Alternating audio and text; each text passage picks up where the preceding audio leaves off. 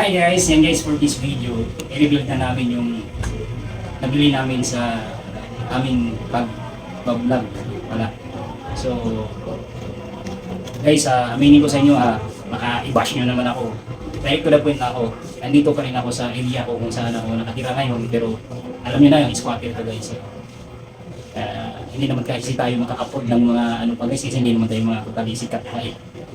Kaya siguro ito okay na to sa amin, at least may nakita na tayo sa ating pag-vlog. So ito yan guys, ito yung nabili namin. Matagal na to guys, matagal na namin nabili to. Siguro napansin nyo siguro yung mga content namin minsan nasa taas kami. Dito yung bahay na to. So ito, yan yan, ikot mo yung camera. Yan. So ito guys, kahapon nagpa-deliver ako ng ano, ito, nagpa-deliver ako ng graba. Tapos ito, buhangin. Tapos blocks. Yan. So, gagawin na kasi ito guys. Yan, gagawin na kasi ito. Yan. So, itong ano guys, pinaka-ground floor ko. Kasi ano ito, 1, 2, 3. Balik gawin namin ano, hanggang 4th floor. Kaya sa inyo guys, hindi namin ito mapili. Or hindi namin ito mapundar. Na pangarap namin ni Mrs. talaga matagal na magkaroon talaga tayo sa sariling bahay. Soon, i-reveal ko sa inyo pag natapos to. Siguro, mapansin nyo na siguro to pag mag-content kami. Hindi na tayo yung, uy, ulit naman yung area nyo, baka gano'n na naman magsasabi. At least, ito medyo malaki-laki na to guys. Hindi na katulad dun sa tinarhan natin. So, ito yung pinaka-second floor guys. Oh. Ayan, ito yung second floor natin. Hindi, ikot mo yung camera mo. Ayan.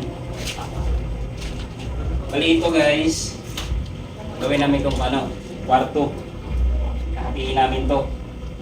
Tapos ito, baka sakali guys, baka malay natin, hindi natin malaman magpa-upa tayo. Para at least may dagdag income din. Kasi masyadong malaki ito para sa amin. Ito guys, sabihin ko sa inyo guys, ang pinakamagandang na-achieve talaga namin, ito, yung una. Pangalawa, nagpakabit kami ng sariling kuryente. Galing dito sa pag-vlog yan guys. Pangatlo, meron na tong sarili ding tubig guys. Talaga yung pinaka ang sarap sa pakiramdam sa nangyari sa pag-vlog natin. So guys, ito yung pinaka third floor. Yan, ito yung pinaka third floor natin. So gagawa pa kami ng isa dito guys, isang floor para mataas. So dito kami nag-vlog ni Mrs. minsan guys. Kung mapansin sa mga content namin, dito yun. So soon, napataas to.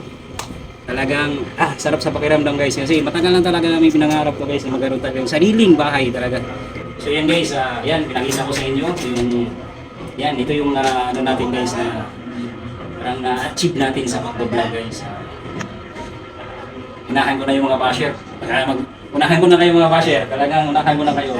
Tapos i-bash nyo na naman ako na dyan pa rin kayo sa squatter. Yan nga yung sinasabi ko na ano eh. Hindi pa kami maka-afford ng mga talagang ano. Kasi hindi naman tayo totally big time content creator. Tiyaga muna tayo dito guys. Basta meron na tayo nakita sa pag-vlog natin. Kung hindi tayo sa inyo yan guys, hindi namin mabibili ito. Oo, lahat na na-achieve namin to dahil sa inyo yan. Kaya lubos kami ng pasasalamat sa inyong lahat. Sa walang sawang suporta nyo sa amin.